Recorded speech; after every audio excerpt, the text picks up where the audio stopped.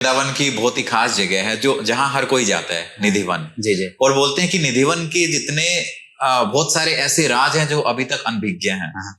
तो आप क्या कहना चाहेंगे इसके बारे में? वृंदावन में निश्चित रूप से कई ऐसी ठाकुर जी की लीलाएं हैं जो आज भी लोग नहीं जानते हैं। जैसे निधिवन हो गया, जैसे सेवा कुंज हो गया। निधिवन में आज भी ठाकुर जी नित्य रात्रि में रासलीला करते हैं, महारास करते हैं। रासलीला का दिव्य उत्सव होता है, महारास का उत्सव होता है। और सेवा कुंज जहां आज भी ठाकुर जी श्री जी के चरण दबाते हैं। अब जब आप सेवा कुंज दर्शन करने जाइएगा तो वहां आपको ठाकुर जी जो दर्शन देंगे वहां श्री जी के चरण दबा रहे होते हैं।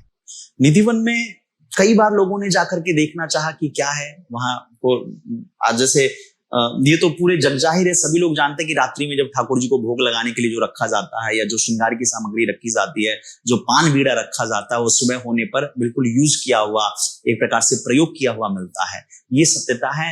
सबसे बड़ा राज यही समझे कि आज भी निधिवन की पावन भूमि पर डेली रात्रि में हमारे प्रिय प्रियतम श्री ठाकुर जी का शुभागमन होता है। वो आते हैं और उनके दर्शन से जो है निधिवन में आप एक चीज और बड़ा महसूस करिए कि वहां के जितने वृक्ष हैं, आप दुनिया में कहीं चले जाइए, जैसे आपके पीछे पेड़ पौधे लग रहे हैं, ऊपर की तरफ बढ़ रहे हैं, आकाश की तरफ बढ़ रहे हैं। सबसे बड़ा राज आप ये समझिए, निधिवन के जो वृक्ष हैं वो नीचे जमीन की तरफ जा रहे हैं।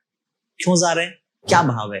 बोले ये जो वृक्ष हैं ये कोई सामान्य नहीं है, ये सब गोपी हैं, ये सब महापुरुष हैं, संत हैं, जिन्होंने हजारों लाखों वर्ष तपस्या किया, तब जाके उनको कहते हैं ना निधिवन के अंदर उनको बंदर बनने का या वो वृक्ष बनने का सौभाग्य मिला।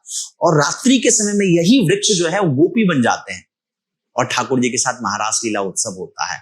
और ये वृक्ष वापस जमीन की तरफ क्यों झुके हुए हैं? क्योंकि बोले इन सब का भाव रहता है कि इसी जमीन पर ठाकुर जी ने रात्रि में लीला किया है, यहाँ ठाकुर जी के रज रहे होंगे, चरण रज। तो उन चरण रज को लगा करके जो है माथे से लगाना चाहते हैं। तो वो वृक्ष जो है आप जाके देखिए वो नीचे की तरफ ही झुक रहे हैं। क्यों? क्योंकि उनका भाव है कि इन्हीं रजों में